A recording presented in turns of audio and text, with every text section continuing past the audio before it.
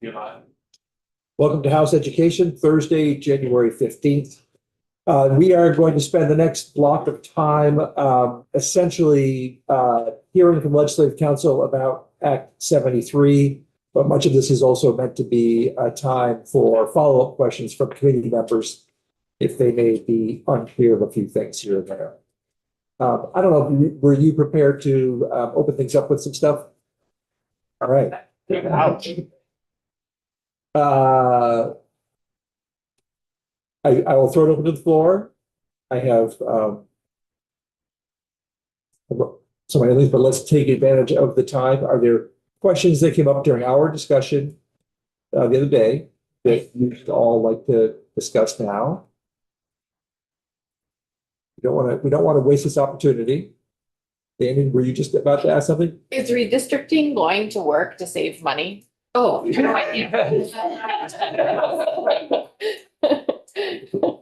So, I guess I will speak to that question. Not even the governor has said it's going to save money, but that the goal here is to create efficiencies so that we can bend the cost curve of education from a sort of rapid increase while we have a super rapid decrease in enrollment to something reaching a little more equilibrium. Part of the puzzle. Rob. I'm not sure how to say this correctly, or even if this is a thing. But so this law was passed, signed, and so I know that there's many people who've read the redistricting task force report that these are good recommendations. I mean, are we actually on the hook as far as the law goes, or will we have to amend Act 73 if we wanted to not come up with new districts? I mean, I'm just a little confused about what our role is, how we should proceed. I mean, is there a legal component here? So it may be, well, first of all, it's always remind us that you can't bind a future legislature. And if you look back at Act, and you please correct me as I ramble on here, if you look back at Act 73, we really only did a couple of things last year. Right. Ordered a bunch of reports. Yeah. Created the redistricting commission. And I'm missing one. Class size minimums. Did like class size, but and this is probably an opportunity to have you talk a little bit about the timelines and contingencies to give us a little more clarity on that. Oh, actually, Yeah. can I, before you do that, yeah, I guess maybe in the course of talking that through, so, I've sort of thought of Act 73 as we sort of set up these markers or gates that we have to walk through for certain other things to happen down the road. So if we don't walk through that gate, sort of legally, the law just sort of sits there, right? I mean, there's no forcing mechanism. We could repeal it, we could change it, but if nothing comes through the legislature, it just exists on the books and that's it, right? That's the answer. Correct. Beth St. James, Office of Legislative Counsel. John Gray, Pledge Council. So if you have, and we can walk through the timeline, but to answer Rep. Brown's question specifically, this is a great illustration of session law versus amending your Green Book's statutory law, right? So some of what you did last year, you amended your Green Books and it's either current law or it's going to be current law on July 1, 2026. There's no contingencies. That's not just sitting there. That's actionable law that's on the books that has to be executed with the caveat that you can't make humans do things.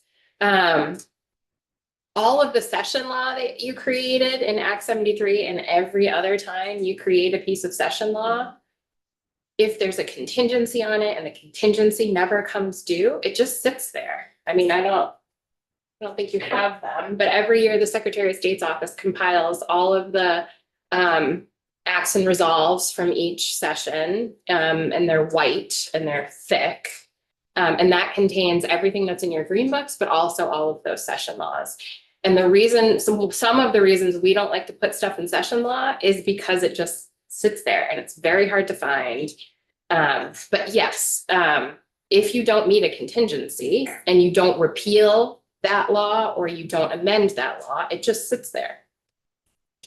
Yeah, if you just further clarity, if you happen to be, and I don't know why you would, but if you happen to be perusing the statutes on the website, and say you look at chapter 133 of Title 16, which is your state funding of public education chapter, you're going to see multiple presentations for each section. You're going to see the currently effective section, and then you're going to see the same exact section presented twice. Then the second one will say contingently effective July 1, 2028. So you're going to see two versions. But if the contingency isn't met, then that second version goes away. It never goes effective. It was never the law, effectively, is the way to think about it. And I don't know if you wanted to talk about the particular contingencies, and I can pull them up. up. Okay, I can also, if Are you in Zoom? yeah, Oh, I can do this. So I'm just gonna. There's, different sets of contingencies in the act, but this is kind of the big one that we talk about when we think about the full rollout of the foundation formula and homestead exemption that accompanies it. To take effect July 1, 2028, and this is kind of a version. This is the fuller version of what you would see as the bracketed language if you look at the statutes online.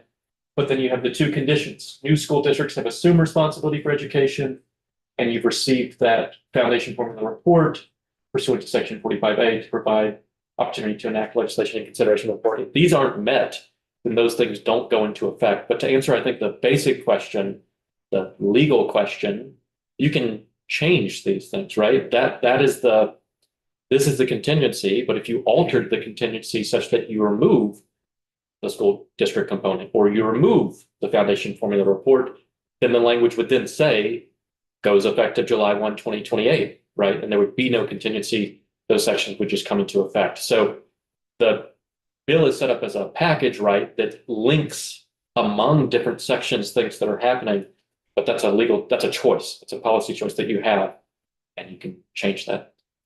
And buried in, or I shouldn't say buried, the contingencies say school districts are operational. And within that statement is a whole bunch of things that need to happen in order to get to school district operational. It's not laid out in the bill.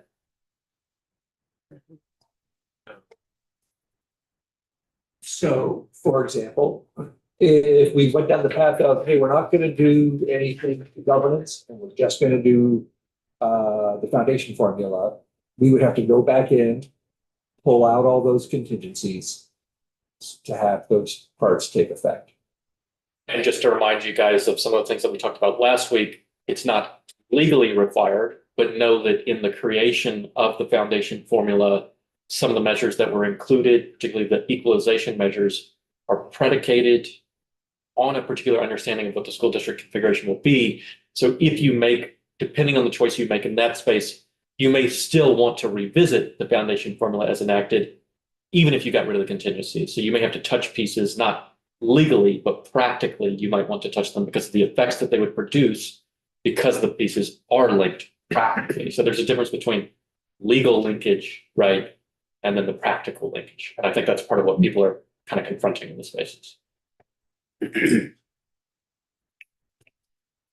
Yes, this isn't a question, I guess more of a comment. I mean, to follow up on that a little bit, I think it's important for all of us to understand, like, seems like there are pieces of Act 73 that folks like and dislike. And so it's a package now, but it doesn't have to be packaged forever legally. Like, if there are tax policy pieces in there that we like, we've linked A to B currently, but as the legislature, we can pull that apart. Okay. And sort of to follow on that, Act 73, and this is a comment, you'll tell me if I'm wrong, but Act 73 is a major change for Vermont in a system that has been in place for a long time. I've done this now long enough to know that when we pass major legislation, we very frequently, my mind immediately goes to Act 60 and then Act 68 and all the things that we've done. Very often we go and make sometimes very significant changes to law that we passed, especially when it is so comprehensive as this. Am I Yes. correct in that Even assessment? Act 46, you had to go Act back in 46 too. and provide further clarity. And so, yes, that is not uncommon. Maybe you can walk us through the timeline a bit, if possible. Which time? Well, I guess, The timeline of the pieces of Act 73 or the timeline to get to a specific goal? I guess why don't I say the timeline for the pieces of Act 73, or just, those things that were on the nice graphic that was created.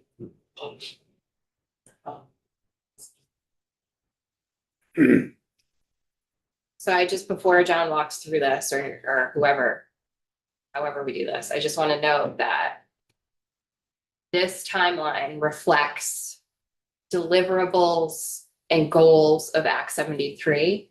It does not reflect every decision point or action you would need to take to operationalize Act 73. And I'm not trying to hide the ball here. I am specifically talking about all of the governance and election law that you would need to put together to operationalize school districts. And that's not even including all of the business processes and things that need to happen in the field to stand up those school districts. That's not on here. But very important to point out. It doesn't work without any of that stuff, which is why I wanted to give that disclaimer.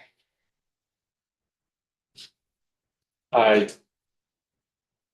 you want me to talk about pieces of the timeline or just? Yeah, kind of walk us Yeah, through. I'll try to hit some, I guess, high points. So passage, creation of the redistricting task force and that voting board working group. Skip a few things in here, but there are changes that came effective July 1, 2025, which is, I think, the same date as passage actually, related to tuitioning that Beth and you guys have already discussed this session. Lots of reports due this past December. And then I think one of the things to really flag in the timeline is this intent section for the 2026 session. This is part of what Beth was getting at in identifying that there are things that are not legally required, right, but are assumed to be taking place for the full rollout to happen. And so the 2026 session piece that you see here is the General Assembly's intent to enact those new school district boundaries, updates to CTE, pre-K, and begin the process of creating the voting wards. July 1, 2026, so this upcoming summer, though the idea was that those new school district boundaries would go into effect. As you know, again, this is not, just want to call out, this is not something that the act mandates, right? That's flowing from the intent section that you would do it in this particular way. Establishment of class size minimums and rollout of that school construction program. Again, still don't know what the revenue source of that piece is. So it's just that the program would be in effect, and it might be a similar posture to how you can think of the existing school construction aid program, which is that it's on the books, but under moratorium. The difference here is that, to go back to the session law point, we do have session law provisions that place the existing program under moratorium. And now you would just kind of have a revenue-less program. The bottom line is you're, further in the actual getting to the rollout of the foundation formula itself. So July 1, 2027, those graduation requirements starting with class of 2031. And then we talked about this last week, but to do the foundation formula rollout FY29, just beginning July 1, 2028, you need some information. You need recommendations from the Commissioner of Tax as to particular pieces. So you'd have to go ahead and update the December 1 letter at that point. That is to say, certain pieces of this that are assumed to go into effect on a particular date do require actual things to happen in advance of them. If information collection is required or new forms are required, you need to have those things happen in advance. So whatever you're doing with the timeline, just know that you have to build in a certain amount of time prior to that. So with an FY29 rollout, the setup we have is December 1 letter would be updated July 1, 2027. So that's next summer. Envisioned for November 2027, but again, this is envisioned rather than like the actual contingent effective foundation formula rollout. Initial school board member special elections, November 2027. And this is trying to set up the process of forming those budgets right for the new. Yeah, can I say something? Your new school districts cannot be operational if you don't have this election. Period. That is my legal opinion. It doesn't have to be November 2027, but I believe that's the last, that's the. When the drop date dead was date. chosen, it was like, what is the Absolute last. exactly? Yes. Yeah, because this, Well, within the boundaries of. When the Of full statewide election. elections, Yeah. correct. But also, to John's point, budget formation. Right. And we know that we can have transitional pieces in place to develop those budgets and have that process moving along, but, yes. And the reason we went with November 2027 was to, as we back up further, to provide as much time as possible to create voting boards and put into place all of the election law that needs to take place to have that happen. Which can't take place until we know what district boundaries are. Right, but I will just, well, correct me if I'm wrong, but I'm reminded of the fact that we actually had a whole extra year tacked onto this until it changed. Because the final 2029 used to be 2030 coming out of this committee, so there was a change and Yeah, there, timeline shortened yes, this is a, once it left this room. I think that's right. The initial timeline was an FY30 rollout, if I remember correctly. So it would have been July 1, 2029 would have been the Yes, that's- foundation formula going into effect. So this is a more compressed timeline than Yes. initially left. Yeah, exactly. I just can't remember exactly where the change happened because there were so many Because iterations, but I think it left this committee, the body. The House passed version had new school districts operational on July 1, 2029. Right. And so I'm just looking at the intent section and making an assumption that all the contingencies were tied to that date. Okay, thanks. Following that the special election, January 1, 2028, that statewide school calendar would go into effect. And the addition of the 2 new tax classifications for education property tax. This is part of for administration of the rollout of the new property tax, you have to have the new classifications and fees. As long as those remain linked as they are in Act 73, right? Again, this is another provision where they don't necessarily have to be linked as part of the package, right? That the property tax classifications are built into the new statewide education tax. Sure. So what you're talking about, and I'm mindful of something you just said, one of the things that we're doing with property taxes, we're taking it on resident. We talked about this last week or this week. I can't remember when you were in. That doesn't actually need, that could stand on its own. We could do that at any point. It's linked to this law. We put it into this law, but we could actually do that regardless of other parts of. I think that's a fair way to say it. The way I would typically say it is there's nothing inherently linked between a foundation formula and a particular set of property tax classifications. That's a separate choice to have property tax classifications of this kind. Like the way you say it better than the way I say it. Thank you. We're talking about property taxes. This might be a question for JFO or tax, but we keep hearing in testimony. Hold on, No, you don't. we're gonna finish the timeline Okay, first all and right. then we can ask the question. So- There. So this is January 2028 implementation of those new property tax classifications, and then this beautiful transition from blue to green.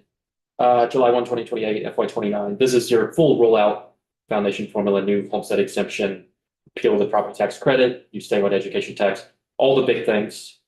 And then the statewide graduation requirements begin for 2028 through 29 school year. And then I don't think you guys are that interested in the last piece, but January 1, 2029. Part of the bill is also these measures to change the appraisal process. So your regional assessment districts, you've moved to that full municipal reappraisal system. Know anything about that? But just know that that's there. But just to, from a process point of view, everybody understands that, if it looks like we're not there, the legislature always has the ability to move the date out further. It won't be this legislature. It'll be the one that is wrestling with that issue at that time. Okay. Representative Brady has a question. This might be a really dumb question. We No. keep hearing in testimony, I think many of us know in our communities, a school district comes in and says, we're increasing, our budget is level funded, or our spending is only up 2% this year, 5% this year. But the property taxes in X town are going up 12% or 17% or 30%. So there's this huge disconnect between the rate of increase in a district spending and the actual property tax implication for people in that town.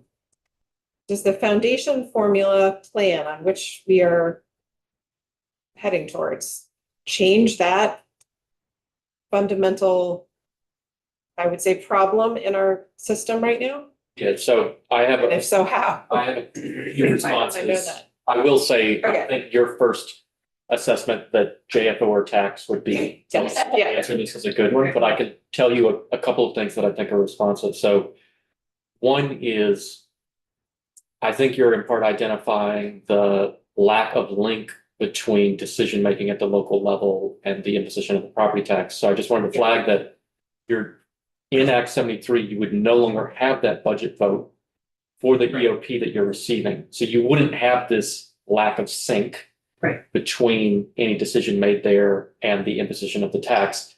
It's a statewide education tax, so it's going to be raised across the state, which is to speak to also part of why folks may be experiencing the situation they have. The CLA can have effects on this, but another thing that can have an effect is if your school district is maintaining relatively level per pupil spending, but the remainder of the state is raising their education spending, that raises total revenues that increases total revenues that need to be raised across the state. So your district can see raises in property taxes as a consequence of this. You would no longer have a situation like that because it's no longer dependent on local budget votes as to what the statewide education tax is going to need to raise. Instead, the question that you'll have to confront is what are the effects of base times weighted long-term membership? That's going to explain, that's your educational opportunity payment for a district. That is what will explain the statewide revenues that need to be raised. Anything additional to that, there would be a clearer link between local decision-making and the local taxes you have to impose to raise those extra funds. You'll recall that for your supplemental district spending, that spending, which is subject to a cap, is raised entirely locally. So, and the budget vote that you would see would state, this is the rate that needs to be raised for that. I would note, you would still have, after that application of the CLA and statewide adjustments, so you're still going to see some movement to reflect whether property values in a town are at fair market value. But I think those things explain why you're in a different situation than the problem you're currently describing. Okay, follow-up question then. In this new state, you're not voting on budgets. You don't get to see that number and maybe be mad about it. But practically speaking, if healthcare continues to go up far faster than education spending, or new districts decide not to change anything about the number of schools we operate, or about class sizes, or trying to think of our biggest cost drivers that were well laid out in the task force facility, or we continue to have zero state aid for facilities and we have way too many buildings in terrible shape and lots of money being poured into them. Could that situation, though you're not getting to vote on it, still be happening in that the district's budget is only going up 3%, but your property taxes are going up 19%? That is not what, my quick answer is that is not what would happen in that situation. What you would have is insufficient money to cover your cost. So, but that sounds way scarier than it is. I think what you're getting at is it matters what the foundation amount is. And you need to know, so this would be a question for JFO. What is contained in the, like, you're just going to want to be tracking what is contained in that base amount and also what is outside of it, because not everything is covered through the foundation. Yeah, Assumed, like, what are the assumptions? exactly, because school construction, for instance, isn't something that is built into that amount. So I think you're just identifying, you need to keep tracking throughout this process. What are the total costs and what's accounting for it? Is it through grants? Is it through the foundation formula amount? But yes, that particular, if costs continue to increase and you've got to pay for them, then yes, it will cost more and you will get to pay for them. But really, I'm sorry, I'm struggling with this so much. No, this is really important for everybody. But really then, what you're saying is that, so in the current scenario, like, okay, those things keep going up, schools feel pinched or without choices, and so we raise more. And so the ed fund goes up, we raise more property taxes. Under the foundation formula, those things keep going up. There isn't any more other than that little, whatever we decide or wherever we did land on the supplemental spending.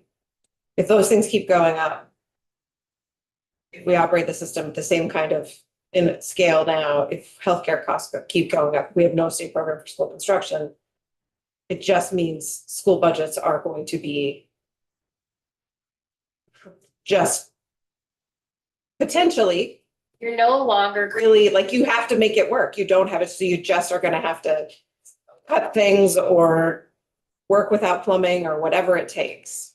I don't, I'm hesitant to say that that is what is going on, because what is proposed as is a number that adequately captures the cost that you have and that is also inflated across time. Yeah. And is also regularly revisited to capture the cost inputs.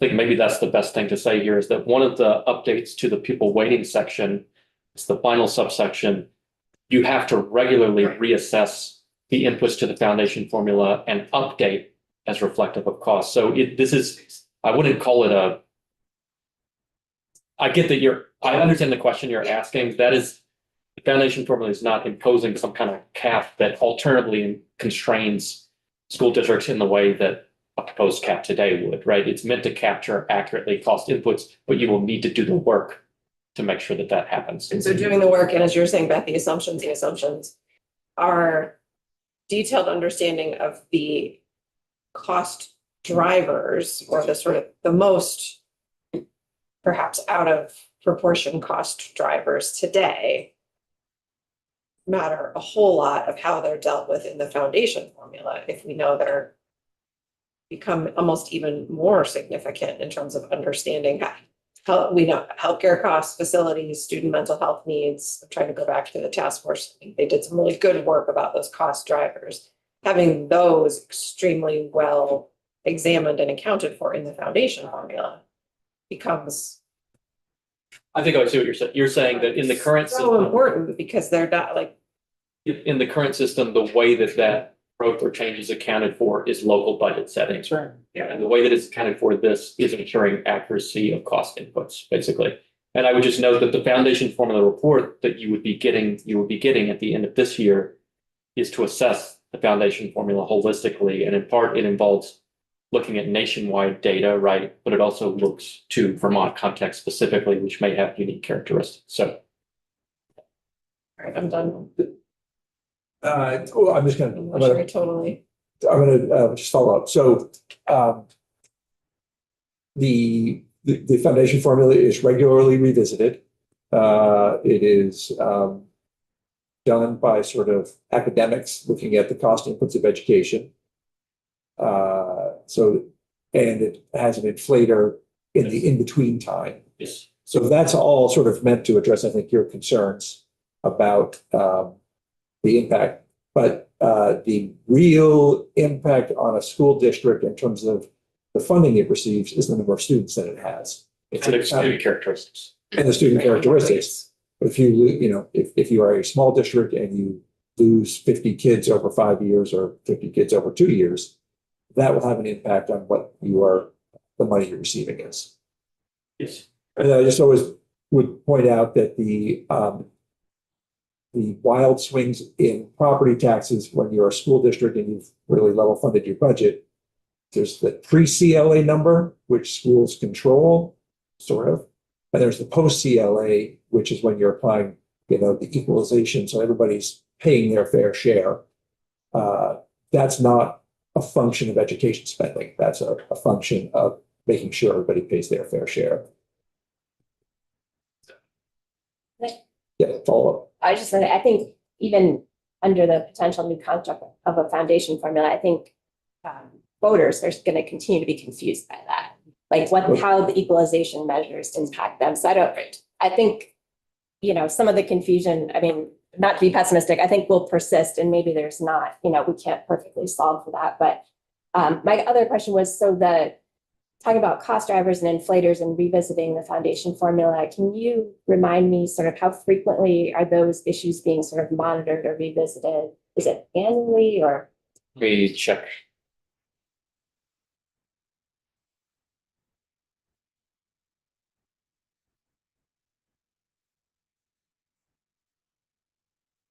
So the phrase you will hear people say is recalibration. It's the way that it would be talked about. Looks like every 5th year. Which is the same as what it is now. Yeah, saying what it is now. But you could change it. I mean, Yeah. that's the, Just, well, I mean, given the data we've seen about the curve, over, year over year, I guess, not being on Ways and Means, it seems like we should think about. but that's also just the mandated AOE, JFO task of doing this. There's nothing to say, and I would expect this to happen, that the legislature each year would be Right. talking about, is this working? So that can happen always. And there's an inflator. And If nobody were to do anything, there's still. I think the base is still gonna go up.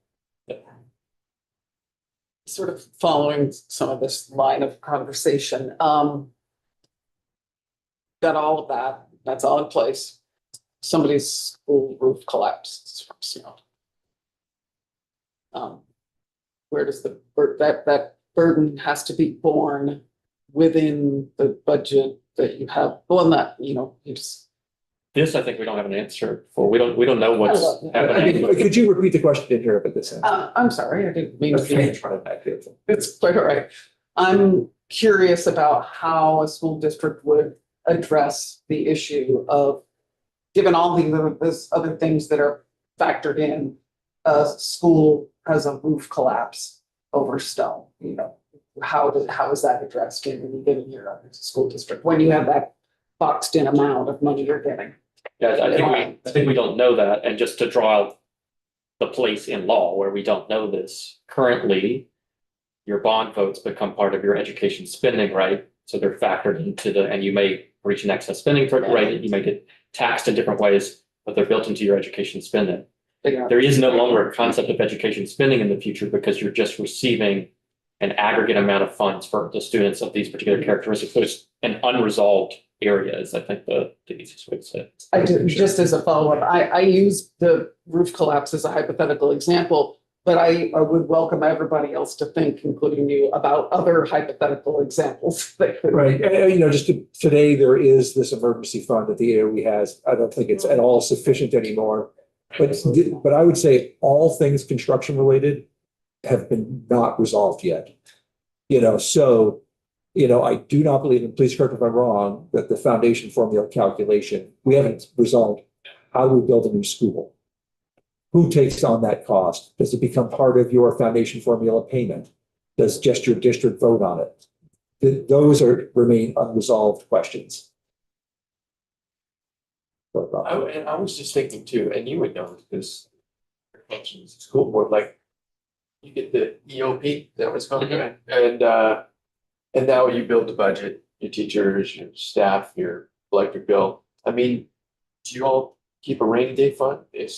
Could school board still be doing that just in case, just in case things? If you're asking me, I'm I'm asking you. answer. Yeah. Well, here's what I would say is that there will probably be regulations around how much money a school district could sort of stockpile. And what I will tell you is there's a recommended amount, it's between 5% and 8%. Okay. Right. And we call them in our school districts, and I can't speak for anyone else besides me, but we call them in our school districts. Balance. Well, in yours, you call it fund balance, and we refer to it as a rainy day fund for the roof that collapses, but 5% to 8%, we've often talked about is very hard to maintain these days. Right. And Because you sort of stretch, who right. knows how far it would go in. The current way many school districts do, and I think you're saying something, is that you got a surplus at the end of the year, you take that money, you vote it into a basically capital fund for the roof collapsing. Yeah. Or for projects that you haven't done in a while. But, sort of the bigger philosophical challenge with that is some districts budget very carefully and they don't have those surpluses. Others budget probably in a way that almost guarantees those surpluses. And those are state dollars. Let's remember that. I mean, this is all coming out of the ed fund. And so you've got, in sort of the world of inequities when it comes to education financing, you've got districts that don't have the ability to do that. Or they take those dollars and use it to buy down their own tax rate rather than setting it aside because they want to get their budget passed. So, it seems to me, and I think that it has been requested by Ways and Means of AOE. What do we do about surplus dollars? And probably, I would say there needs to be guidance that says we need to fund schools sufficiently so they can set aside, whatever the recommended amount is in reserve. Or we have a state fund that says the roof collapses, here's emergency funds to go after. And helpful context, I think, is the EOP is just a generated figure for your school district based on needs of students and your student tally, but there's nothing in Act 73 that is prescriptive as to the uses of those funds. So you have an amount that's based on probably a vision of what happens with students, but there's nothing to say currently. Right. How those funds, right? Yeah, he's going to a manage to the money methodology. So the question is, if a school district manages to the money in such a way that they are able to solve the waste of dollars, that's why that area in particular needs some real relooking and guidance. Maybe those of you who were here in 2024, there was talk when we were looking at a very high statewide property tax increase of the state clawing back surplus fund dollars. Did not happen. These have all been very good questions. I just want to put that out. Further questions? You want to follow up at all on? anything No, else? I'm still struggling with my understanding of it and therefore ability to communicate it. And I think as Brett Brown said, as we think about sort of why are we doing what we're doing or not doing it, and consistency and clarity, I'm concerned. I'm not there, so I'm concerned the public likely won't be there. And I'm starting to feel the connection between tax and education policy here, or the foundation formula and education policy. It's, so when you said, okay, if you're under this new foundation formula and you get your EOP, but in this district, you have declining enrollment at a really significant rate, you're going to have less money, like to the questions you keep asking, Rep. Harple, like, are we closing small schools? Literally speaking in the law, no. But, in a material way, what happens in those places and districts, and how do you? So I don't even have a question. I just, No, I myself, the longer we keep talking about all of this, the more confused I am. So I would the just, path ahead. and I think it's good. Any amount of discussion we have here is excellent, Yeah. even if we start sort of ignoring our guests. Therapy / lawyers. The question of swings up and down under a foundation formula due to enrollment is, for me, a case for larger districts. Because if you are a small district and you have a family of 5 leaves, that's a huge hit to your EOP. Much bigger districts, swings are much sort of less impactful. No, go ahead. You have a question. Yeah, I had a question about exactly that. So under our current funding system, there's sort of averages that sort of soften what those swings might look like. Under the foundation formula, are we looking, it's. We don't have similar, We don't I think have what you're similar. identifying is there's like kind of a hold harmless in the weighting section that Yeah. says if you're sub 96%, like you'll be held at the 96 for declines in enrollment. There's actually, I don't think that's still in place. In part because it envisions larger Well, districts. I'm sorry, I misspoke. We do still have that section, but it should be talked about. Is like, that's something that was not addressed, I would say last session. I guess if this is sort of question / education committee therapy, I am like what you're talking about, district size and the questions that keep coming up about facilities and construction money. I keep getting stuck on, like, from a education quality perspective, which is, we have to balance everything, but generally my North Star. I think that the promise of, I think it's clear there's hard decisions and change ahead in the state. And regional, middle and high schools, I think are a positive, all change is hard, but a positive directional change that is somewhat long overdue. It will look different in different parts of the state, but I think that there's pretty clear evidence, particularly, this was the part of the task force report I am most excited about. I think that there's really good work at looking at different parts of the state and saying, where is there an opportunity to give kids more opportunity at the high school level that is more in line with the world they are graduating into? But the only way to do that, and that is where our focus in terms of some of the hard change ahead should start. But the only way to do that is going to require some facilities work. And it might not mean a bunch of giant brand new high schools, but it's going to be some serious reconfiguration of a few buildings in order to deal with excess capacity in our buildings that exists now. But there's no getting from where we are now to that without a robust facilities program and funding. And given that we still haven't sort of answered it on a state level, and it's not accounted for in the foundation formula, and I don't know how to get there, I'm just concerned, how are we able to proceed until we can So, crack that nut or say that's the money and the investment that we're going to prioritize? Because I just think that's a pretty critical hinge for all of any kind of transformation for the state. so before we go to Kate, just to sort of respond to that, not to argue with it, but to more just give us something to think about. And this is what, I would say that there's probably no question that the regional models for the upper grades is a fabulous way to go. The thing we have to wrestle with is, we're probably not going to have the $1 billion that we need to create all of those. And so does that mean we don't go forward with some of this change, which is also designed to bring equity in funding across the state and to have the money reflect more each student that is in every school? Rhetorical question just to think about. Representative McCann, floor is yours. Can you hear me okay? Great, yes. So I just want to get in on the therapy a little bit. I'm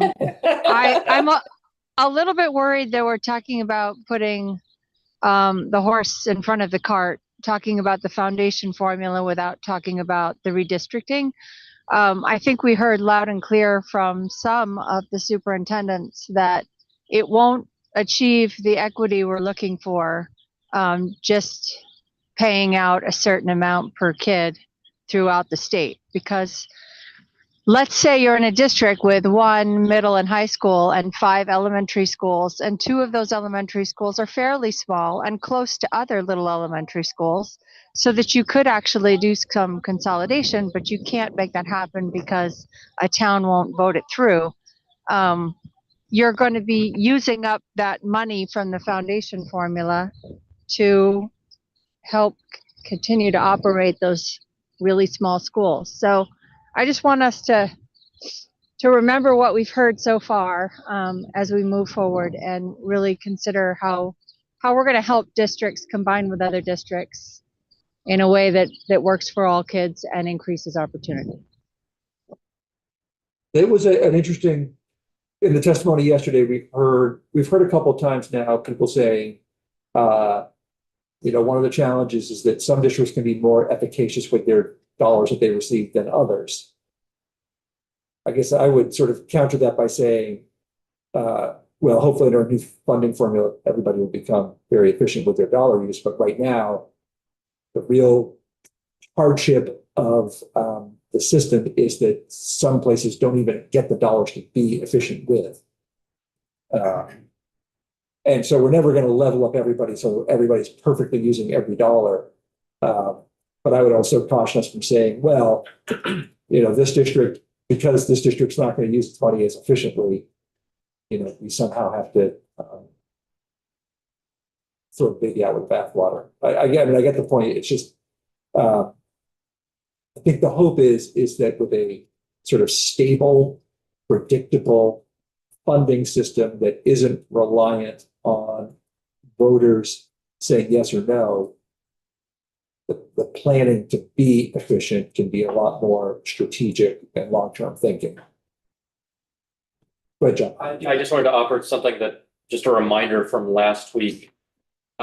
In terms of the constraints that folks might face, just also recall that there are transitionary measures.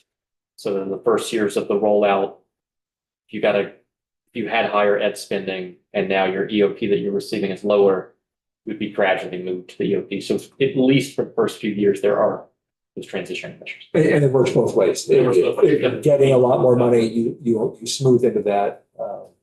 Yeah. Person Long. So, following up on Representative McCann's comments, I lived that because I'm living in a rural area that example is my example, and I have identical examples.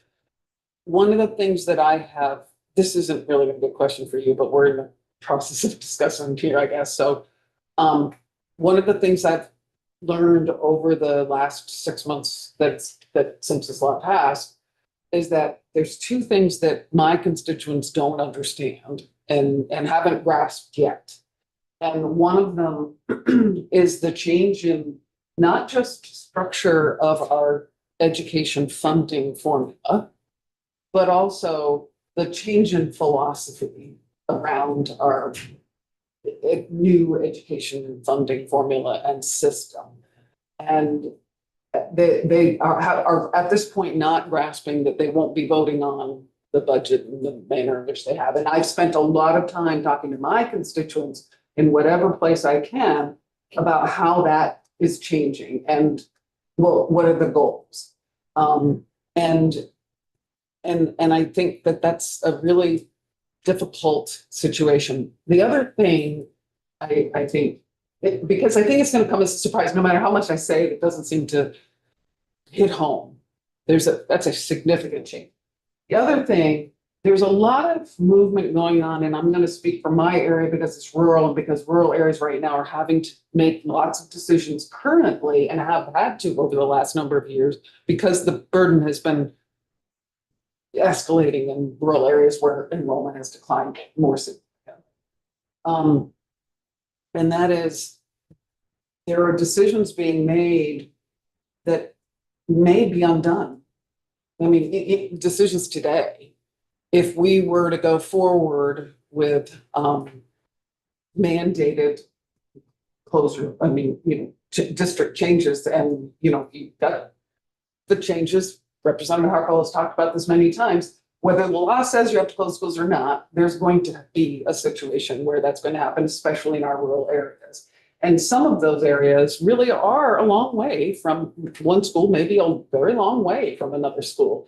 And some of what happened in the redistricting task force, and especially in Appendix B, where there's an awful lot of data in there that I have never seen in my 30 years of working in this type of environment, that helped me to understand a little bit more. And so I tell my constituents all the time, go read that. That'll help you get a sense of it. I'll send the link out. But there are schools that are closing right now they don't, or they're voting to not close their school and they may get closed anyway. You see what I'm saying? There's a lot of things that are going to happen over the next few years. And my sense of my region is that they really haven't grasped all of that yet. And so I'm trying to be very sensitive about that as we take steps moving forward. And unanswered questions need to get answered. So I would also, just to talk about that, we're going to get some testimony from the state board about the whole sparsity and small by necessity. But correct if I'm wrong, that part of the foundation formula calibration includes a weight for sparse or small by necessity. Include support grants Support grants. I'm sorry. Yes, that's right. tied to the enrollment at schools that qualify for sparsity or small. Pete, I'm now on this. I think that there's no way to deal with what we are headed towards without figuring out really, truly and seriously construction and facilities funding. It just doesn't, none of this works without that being accounted for in the foundation formula, in a state grant program, in a new tax on whatever it's gonna be. But without that, you cannot take a system that has far fewer students, too many buildings, and buildings that are particularly old and decrepit and move towards something better. There's just no, I think it's hollow to talk about improving quality if we cannot figure out facilities in the budget. So as we. And so sort of- it makes me think about like our work here in this committee and what specifically we need to do. And I know we're getting testimony, but No, so this, you're getting a little ahead of where I was. sorry. Good, no, in a good way. One thing I think that we're going to do as kind of an exercise here is talk about, sort of what are core principles that we want to have as we discuss and move forward. And maybe one of our core principles is, new districts are contingent on construction funding. Something along those lines. Or, I mean, it may not have to be wording that is that direct, but what we'll start here is we'll start putting up just sort of some core principles. This is one that has been on my mind extensively. And so we need to just sort of think about those. I think what we'll do is maybe at some point we'll brainstorm them, throw them all up there, and then sort of hone in on 4 or 5 that as we sort of say, okay, but maybe one of my core principles continues to be newer, larger districts. One of your core principles might be newer, larger districts, but only if there's a school construction program that actually has money attached to it. So anyway, I just want to point that out as well. Also for the committee, I forgot about this, and I will have it happen ASAP. The Commission on the Future of Public Education. At one of our meetings, we had the business manager from the Burlington school system come in and talk about equitable budgeting. And it is almost, they operate as if they have a foundation formula when it comes to allocating money to their various schools. And they have a whole system for doing it. It was really enlightening. And so I'll make sure we get that testimony scheduled as soon as possible. Can I ask a question about that? Yeah. That's because I've heard that, that Burlington does it that way, and I'd really look forward to that. Do you think in your, the testimony that you got, that since Burlington is more upscale than some of our other areas, that you could apply the same in very rural areas? I'm looking at. Yeah, I think that, what is kind of fascinating about their testimony is that they very much look at their schools with foundation formula. They look at the profile of all the students and the weights that are attached to them. And they use that to say to the school, here's the money you're getting, manage to the money. And then they do it with a lot of community input. Anyway, we'll have them in and you can judge for yourself how applicable it is.